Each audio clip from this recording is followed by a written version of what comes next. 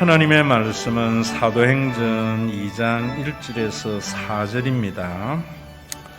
오순절 날이 이미 이름에 그들이 다 같이 한 곳에 모였더니 호련히 하늘로부터 급하고 강한 바람 같은 소리가 있어 그들이 앉은 온 집에 가득하며 마치 불의 혀처럼 갈라지는 것들이 그들에게 보여 각 사람이 하나씩 임하여 있더니 그들이 다 성령의 충만함을 받고 성령이 말하게 하심을 따라 다른 언어들로 말하기를 시작하니라. 아멘.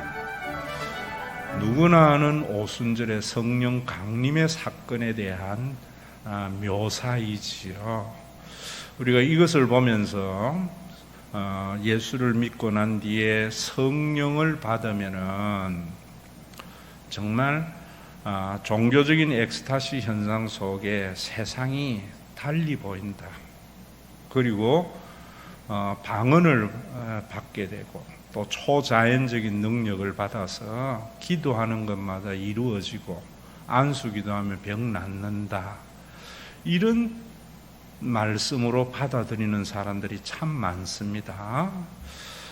저도 신학교 1학년 때 양지 뒷산에서 밤새 기도하고 정말 성령의 충만함을 받기를 기도했을 때 4월 말 5월쯤이 됐는데 정말 나무에 돋아나는 그 새싹의 생명을 느끼겠더라고요. 정말 어떤 향기와 함께 세상에 이런 것도 있구나 라는 그런 감정을 느껴본 적도 있습니다. 그런데 그런 감정을 느끼라고 이 말씀이 기록된 것이 아니라는 사실을 아셔야 돼요. 여러분들이 그런 것에 집념하게 되어지면은 성령의 강림의 본질적인 목적을 상실해 버리는 것이 가장 큰 문제입니다. 왜 예수님이 이 땅에 오셨는가? 성령이 왜 강림하셨는가? 하는 문제입니다. 그 강림하신 것은 성전을 건축하기 위함입니다. 그럴 때에도 이 성전을 유대교와 같이 생각하면 안 됩니다. 유대교는 눈에 보이는 예루살렘 성전을 성전이라 했기 때문에 성전의 본질적인 성전을 건축하러 오신 예수님을 이단자라고 나무에 달라서 처형을 해버린 겁니다. 성전은 무엇인가? 하나님의 집입니다. 베델. 굉장히 중요한 신학적 주제입니다. 그 하나님의 집이라는 것은 구약이나 신약이나 하나님을 중심으로 한 공동체를 말합니다. 예수님이 오셔서 하나님 중심의 공동체를 만드시기 위해서 오셨고 또 성령을 보내어 주어서 성령이 오심으로 말미암아 방언을 하고 초자연적인 능력을 가지고 종교적인 몰입 현상을 경험하게 하는 것이 아니라 하나님을 중심으로 한 공동체를 만들기 위함입니다. 그래서 성전은 하나님의 집인데 어떻게 만드는가? 제사를 통해서. 그 제사가 뭐냐면 하나님과 인간의 관계의 회복입니다. 그래서 여러분 우리 신과 회복이 있는 교회가 진짜 하나님의 거룩한 성전이 되려면은 저와 여러분들 모두가 하나님과의 관계가 회복된 사람들의 모임이 되어져야 됩니다. 참된 예배가 드려져야 된다 이런 말입니다. 교회가 여러분들에게 종교적인 짐을 지우는 죽은 기간이 되면은 무엇이 없는가? 하나님과의 관계가 회복되지 않기 때문입니다. 하나님과의 관계가 회복이 되면은 제가 몇 주째 강조하지만 자유함이 생깁니다. 내가 부자 되고 가난하고 이런 게 문제가 안 됩니다. 내 자녀가 공부를 잘하고 못하고 하는 것이 크게 문제가 되지 않습니다. 참 남이 나를 어떻게 생각하느냐 안 하느냐 이런 것이 크게 문제가 되지 않습니다. 그리고 공동체를 통해서 우리의 육신의 삶의 평안을 누리게 되어져 있습니다.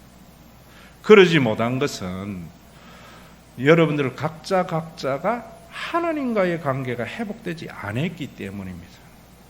구약에는 여러분 이스라엘 백성들이 하나님께서 모세를 통해서 언약의 공동체, 언약궤를 중심으로 해서 그것이 중심이 되는 이스라엘의 공동체를 만드셨습니다. 그런데 이스라엘 백성들이 하나님 중심의 생각을 하지 아니할 때 어떤 한 개인에게 성령을 보내어 주어서 그 하나님을 계시하고 백성들을 깨우치려고 했습니다. 그런데 이스라엘 백성들이 그 말씀을 듣지 않았어요. 그래서 하나님이신 예수님이 이 땅에 오셔서 우리를 하나님과의 온전한 관계를 회복하시고 우리 각자에게 성령을 부어주어서 이제는 선지자에 의해서 깨우침을 받는 것이 아니라 여러분들이 하나님과의 관계가 회복된 사람이 되게 하신 것이 오순절의 성령의 사건이다, 이런 말입니다.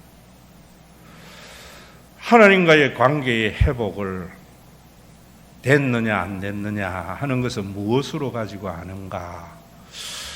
저 사람 방언하는 사람이야, 저 사람은 기도해가지고 종교적인 몰입 현상을 경험함으로 새로운 차원의 신앙생활을 하는 거야. 전부 죽은 종교인들이 하는 이야기입니다. 무엇을 가지고 아는가? 여러분, 기도라는 것은 제가 여러분들에게 말씀을 드렸지만 하나님과의 대화라고 그랬잖아요. 왜 사람이 안 변하는가? 기도를 하나님 앞에 자기가 원하는 것을 강구하는 것, 하나님께 자기가 원하는 것을 이끌어내는 수단과 방법이라고 생각합니다. 그러면 그건 종교적인 행위지, 하나님과의 대화를 통한 하나님과의 관계가 회복되지 못하는 것이다, 이 말이에요. 그래서 제가 여러분들에게 말씀드릴 때에 대화는 뭔가? 대화는 왜 하는가 하면 소통과 화합을 위해서 합니다. 그런데 어떤 사람은 대화를 하면 할수록 더 의견의 차이와 생각이 달라지는 것을 보게 됩니다. 그건 대화를 하면은 더 분쟁과 트러블만이 생기는 거예요. 왜 그런가? 대화를 잘못해서 그렇습니다. 여러분, 사람 말은요, 항상 그 사람의 말이 옳은가 다른가 하는 것을 판단하면서 들어야지 무조건 받아들이면 사기당하기 쉽습니다. 근데 하나님 앞에는요, 여러분들이 내 생각을 포기하고 하나님의 말씀을 들어야 돼요. 굉장히 중요합니다. 거듭난 사람은 하나님의 말씀을 들으려고 해요. 왜 구약의 이스라엘 백성들이 하나님의 나라가 이루어지지 않았는가? 안 들어서 그렇습니다. 그래서 유대인들의 교육을 우리가 쉐마 교육이라 하는데, 쉐마 교육은 탈무드 교육이 아닙니다. 쉐마라는 말은 들으라라는 말입니다. 쉐마 이스라엘, 들으라 이스라엘. 무엇을 들어야 되는 거예요? 하나님의 말씀을 들어야 되고, 그 들으려면은 나의 종교적인 선입견이나 내 경험에 의한 선입견을 포기해야 됩니다. 그럼 절대로 안 들립니다. 그렇게 안 하면은. 상대방의 대화를 할 때에도 보면 어떤 사람은 상대방의 말을 들으려고 하는 게 아니라 자기 주장하려고 대화하는 사람이 있습니다. 이런 사람 대화를 하면 할수록 더 트러블이 생기는 겁니다. 신앙생활을 10년, 20년, 30년 하면서도 자기 생각이 옳다고 생각해요. 종교적인 관습이나 규례로 보면 옳지만은 복음 안에서 보면은요, 틀릴 수도 있습니다. 그래서 저는 성경을 볼 때에도 언제나 이런 말씀을 볼 때에 내가 가지고 있는 종교적인 선입견, 내 생각을 포기하고 말씀이 원하는 바를 듣기를 원합니다. 그래서 빈 마음으로 듣습니다. 그래서 이 본문을 빈 마음으로 들으면은 방언하라고 이 말씀 준 것이 아닌 것을 알게 되어져요. 종교적인 몰입 현상을 경험하라고 이 말씀 준 것이 아닌 것을 알게 되어져요. 초자연적인 능력을 받으라고 이 말씀을 주신 것이 아닌 것을 알게 되어져요. 오순절의 이 말씀은 우리가 하나님 중심의 공동체인 성전을 세우기 위해서 성령님이 오셨구나 하는 것을 알게 되고, 그 말씀을 지금 여러분들에게 선포하는 겁니다. 그래서 제가 여러분들에게 말씀을 드릴 때에 이런 이야기 하잖아요. 기도를 자꾸 달라고 내가 원하는 것을 하려고 하지 말고 하나님 앞에 물으라고. 여러분들이 교회에 어떤 말을 듣거나 어떤 일을 보거나 국가에 어떤 일이 일어나면은 하나님, 저 일을 통해서 하나님이 하시고자 하는 말씀이 뭡니까? 뭐라고 물어야 돼요. 그럴 때에도 여러분들의 기존의 가치관을 내려놓고 물어야 돼요. 안 그러면 자기 생각이 하나님의 말씀, 하나님의 뜻이라고 생각하는 종교적인 아집이 있는 사람이 되어져 버린다, 이런 말입니다. 성령이 지배하게 되면은요, 어떻게 되는가?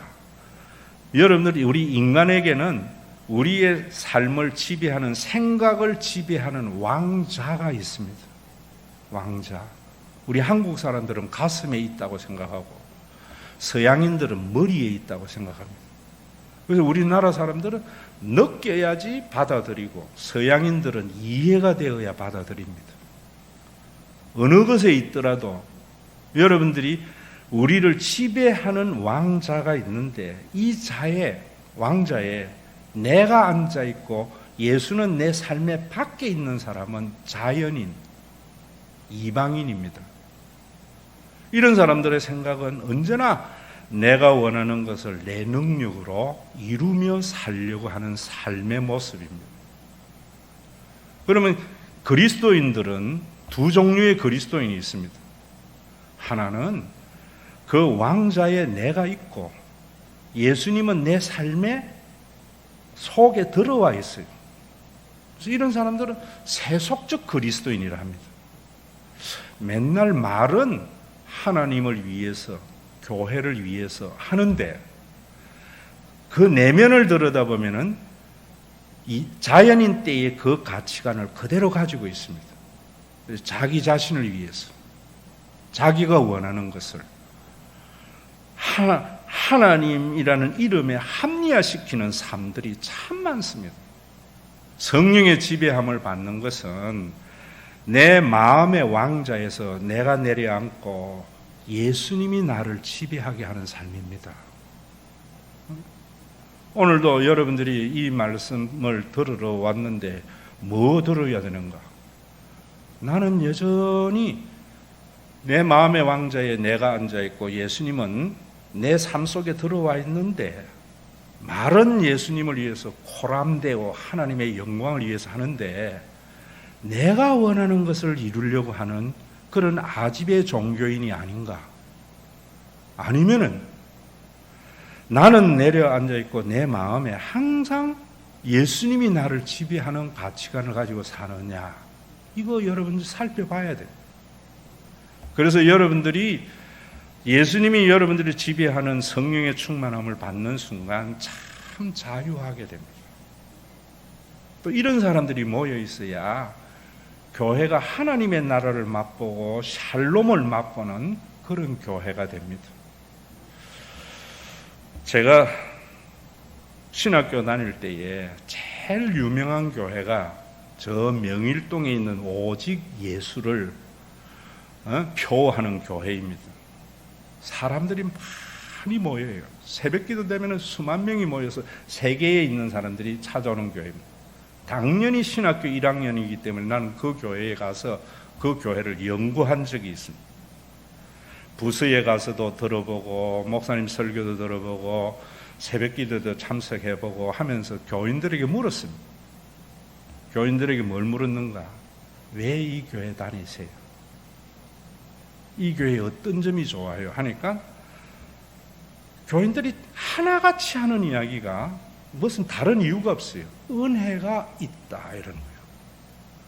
그런데 새벽 기도를 할 때에 그 목사님의 설교가, 오늘 우리가 설교 마치고 부르는 찬송, 나와 동행하시고 모든 염려하시니 나는 숲의 새와 같이 기쁘다, 찌르륵 찌르륵 찌르륵 하는데 너무 천진난만하게 찬송을 부르는데 모습을 보니까 참 저 사람이 하나님의 사람인 것 같은 그런 느낌을 가졌습니다.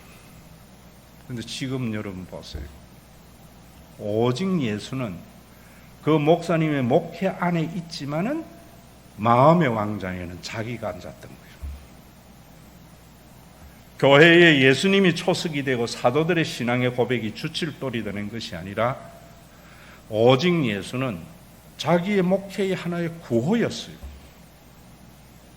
그리고 나와 동행하시고 모든 연유하시니 나는 숲의 새와 같이 기쁘다. 찌르륵 자기 혼자만 좋았다는 것을 열매를 보면서 알잖아요. 성령의 지배함을 받으면은요, 교회가 커지고 교회들이 모여서 정말 그러면은 목사로서 평안하고 좋잖아요. 그거는 세속적 가치관입니다. 교회가 성장하고 교회가 많은 일을 한다는 것이 얼마나 좋은 목표입니까? 그러나 그 중심에는 자기입니다. 그 자리에 누구 앉히느냐? 예수님 앉게 되면은 교인들이 나와 동행하시고 모든 염려하시니 나는 숲의 새와 같이 기쁘다. 찌르륵 교인들이 이래야 돼요. 교회 다니면서. 오늘 이런 교회가 얼마나 많으냐 말이에요. 제가 여러분들에게 말씀드리잖아요. 정말 하나님이 지배하게 되면은 그런 종교적인 구호 안 내셉니다. 교인 기뻐합니다. 여러분들도 마찬가지입니다. 하나님 내세우면서 내 사업 잘 되고 내 자녀 잘 되고 전부 세속적 그리스도인입니다. 정말 주님이 내 삶의 왕좌에 앉으면은 나로 인하여 다른 사람이 잘 되는 걸 좋아합니다. 다른 사람이 기뻐하는 것을 보면서 즐거워합니다. 성령 충만하시기를 바랍니다.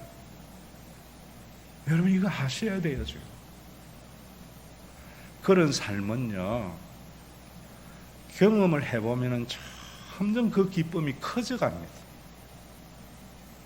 성령의 충만함은 맛을 봐야 돼요. 그러지 아니하고 날마다 하나님의 이름을 내세워서 오직 예수라고 하면서 자기의 종교적인 과업을 성취하면서 자기가 그 과업 성취로 인한 열매를 따먹으면서 기뻐하는 것, 이런 신앙생활 해가지고는 절대로 몰라요. 오늘부터 여러분들이 한번 이런 삶을 속는 셈 치고 한번 살아보라고요. 제가 이야기하지 않습니까? 받는 자식은 언제나 불평해요. 모든 것을 벌어가지고 자녀를 주면서 자녀가 행복한 모습을 보면서 행복한 부모, 그는 부모 노릇을 해보면 해볼수록 귀하다는 걸 알아요.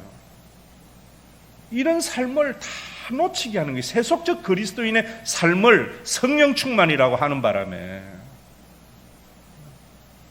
오늘도 여러분, 이 사람이 성령의 지배를 받는 사람인가 육신의 지배를 받는 사람인가 하는 것은 자신의 삶의 가치 판단에서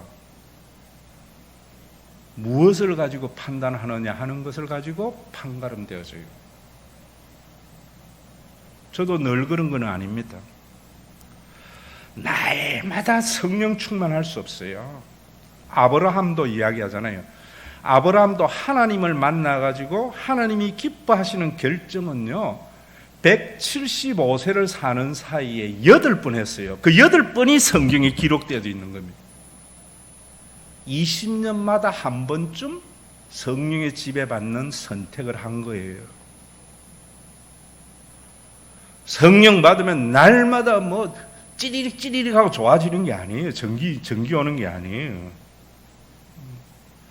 저도 날마다 성령의 지배받는 게 아니고 내 중요한 삶의 결정의 순간들마다 성령의 지배받는 것을 선택합니다. 제가 대학교에 있을 때에 합동 측에서 합동 정통으로 넘어갔습니다.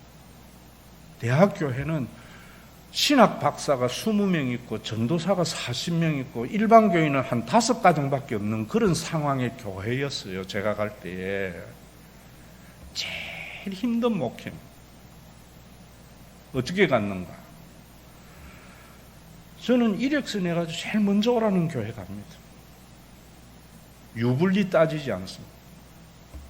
갔는데 그 교단의 노회에서 나를 타 교단이라고 안 받는 거예요. 그래서 내가 합동 측에 이력서를 넣었는데 한 교회에서 저를 오라 했어요.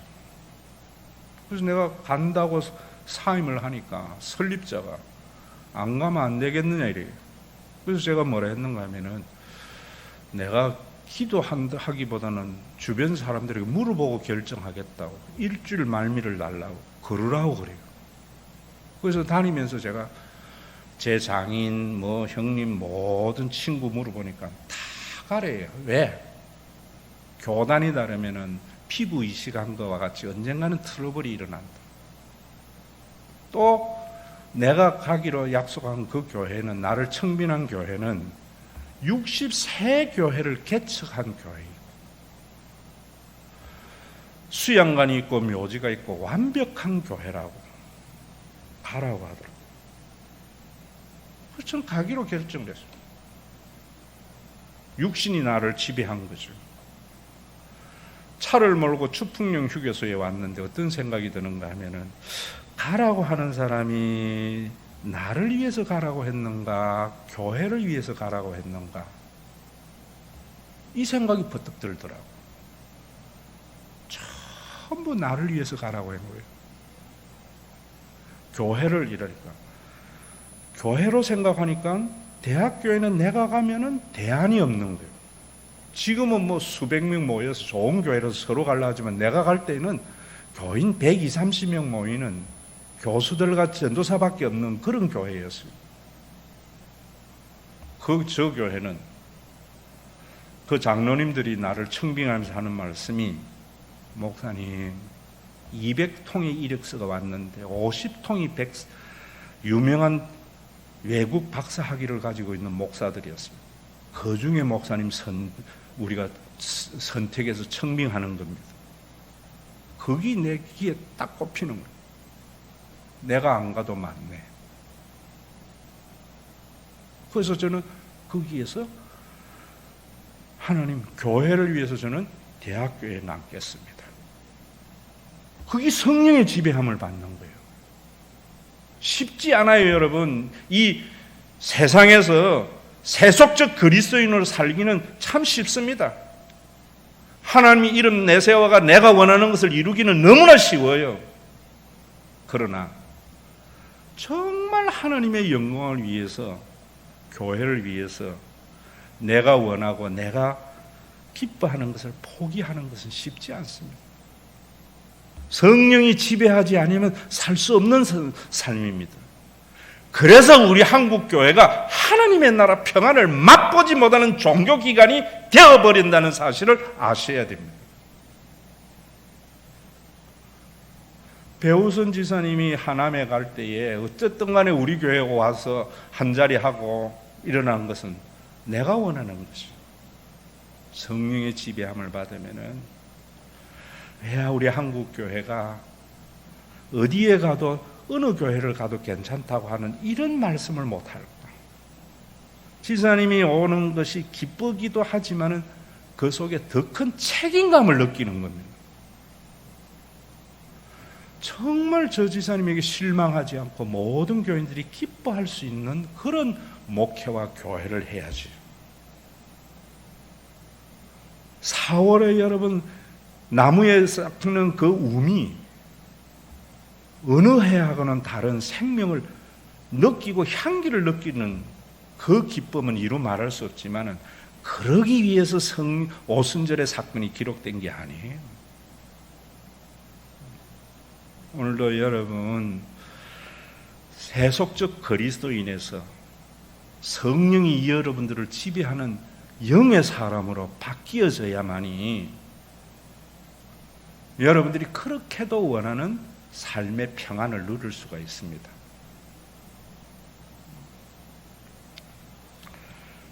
저는 여러분들에게 선포할 따름이고요, 받아들이게 하시는 이는 성령님이에요. 이 말씀 안 받아들이면 평생 불행한 종교인이 될 수밖에 없습니다. 그래서 여러분들 참 기도 중요합니다. 앞으로는 달라고 하지 마세요. 하나님이 이미 예비하고 계세요. 무엇이든지 생기거든, 누가 뭐라 하거든, 잠깐 하나님이 원하시는 것이 뭡니까? 물으셔야 돼요. 그럼 굉장히 다른 삶을 살게 됩니다. 오늘도 오순절에 성령이 임한 것은요, 여러분들이 한 가지 아셔야 되는 것이, 예수님의 그 구원을 가지고 구약을 새롭게 보는 것이 바울입니다. 그래서 이 바울 서신은 복음으로 인하여 구약을 새롭게 보게 하는 눈을 열어준 해설서입니다. 바울이 뭐라는가 하면 로마서 8장 23절에 그뿐 아니라 또한 우리 곧 성령의 처음 익은 열매 받은 우리까지도 속으로 탄식하며 양자될 것 곧 우리 몸의 속량을 기다리노니라. 우리는 성령의 처음 익은 열매래요. 굉장히 중요한 말씀입니다. 여러분, 시골에서 아마 감나무를 심고 과일을 심어보면 알 거예요. 나무를 심으면은 첫 해에 나는 과일은요, 별로 먹을 만한 것이 안 열려요. 그러나 그 열매를 보면서 풍성한 과일의 수확을 기대하게 해요.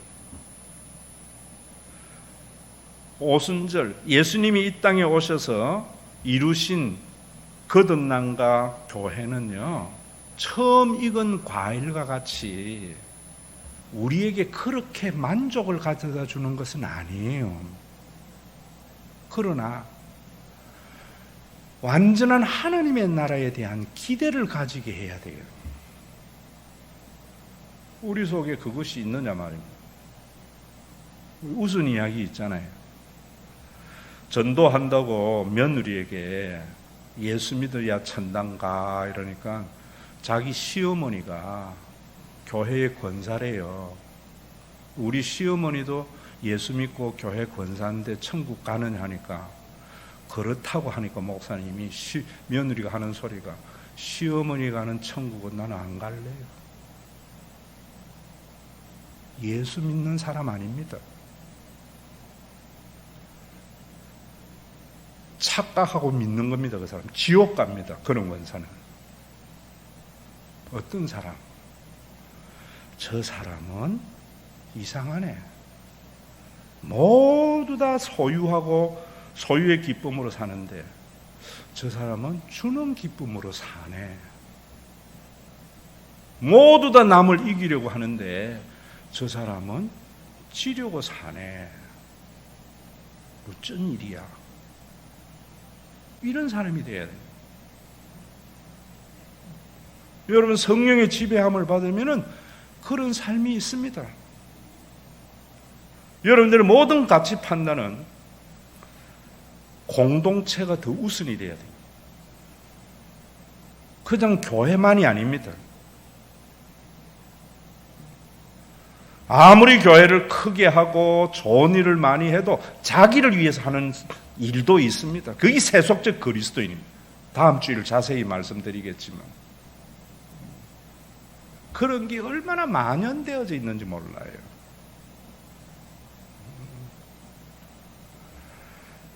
여러분, 천국 분명히 있습니다.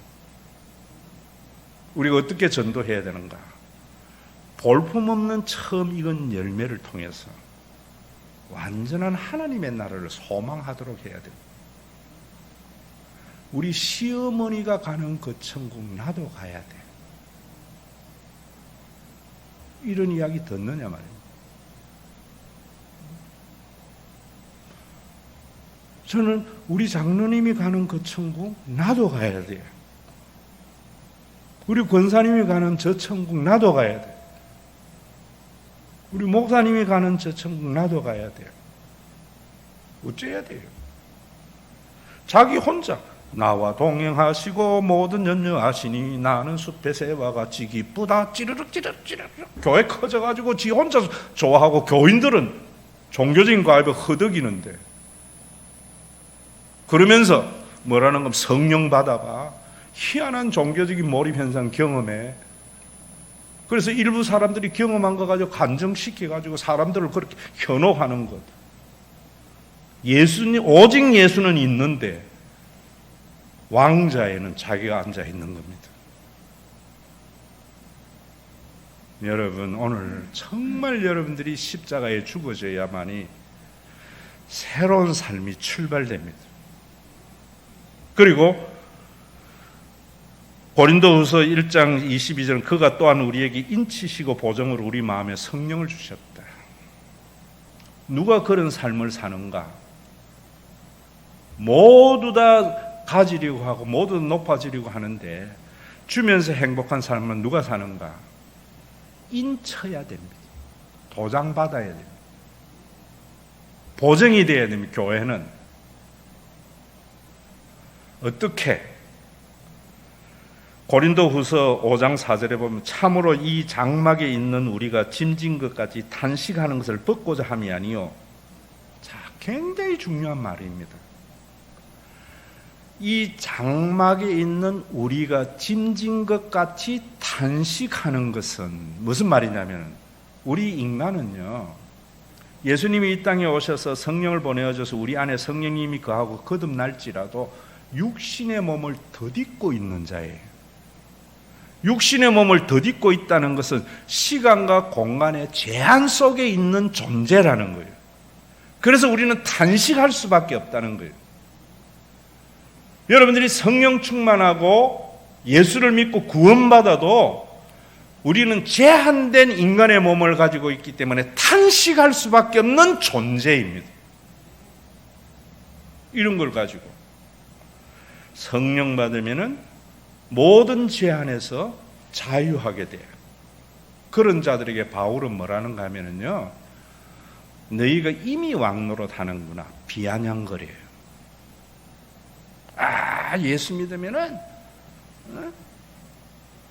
뭐 가난하고 병든 것 다 해결되어져. 시온의 길이 쫙 열려. 그런 자들에게 바울은 뭐라는가?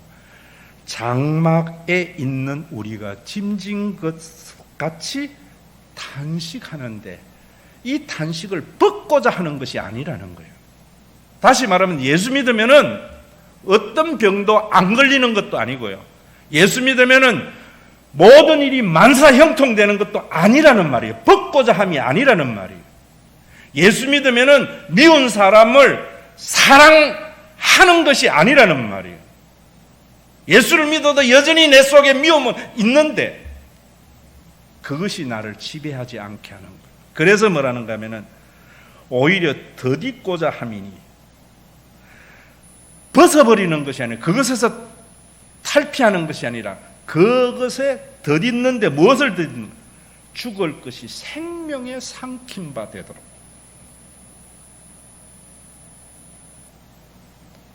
장막에 있는 우리이기 때문에 돈을 벌어야 돼요. 그런데 그것이 내 삶을 지배하지 않도록, 돈을 지배하는 것이 지배하는 사람이 되도록. 미움이 유한한 인간이기 때문에 미움이 우리 속에 있을 때에 가족의 눈으로 보면서 그 미움을 덮어버릴 수 있도록. 저는요, 미운 사람에게 여러분들에게 사랑하라 소리 안 해요. 가족의 눈으로 보세요. 부모의 눈으로 보세요. 이것이 생명이 죽음을 덮어버리는 거예요. 바울이 그런 삶을 우리에게 말씀한 거예요. 여러분들 속에 이런 삶이 있느냐 말이에요. 왜 없는가? 설교가 세속적 그리스도인을 양산하는 거예요. 그럼 목사는 좋아요. 오직 예수. 얼마나 좋은 구호입니까? 내가 하는 것은 오직 예수를 위해서 하는 거라고 하는데 실상에 들어가 보면은 자기의 종교적인 야망. 그래서 자기는 교회가 잘 되고 많은 일을 해서 사람들에게 존경을 받으면은 주의 손이 나를 안보함이요 찌리릭찌리 나는 숲의 새와 좋다. 교인들은 허덕여 죽는 거예요. 예수를 믿으면 자기는 모든 것이 하나님의 축복이라고 찌릿찌릿 하는데 내 주변에 있는 사람들은 내 때문에 고통스럽고 힘들어. 세속적 그리스도예요. 오늘 이 성경 보면서 여러분들이 오순절 보면서 앞으로는 종교적인 몰입 현상을 위해서 이걸 준 것도 아니고요.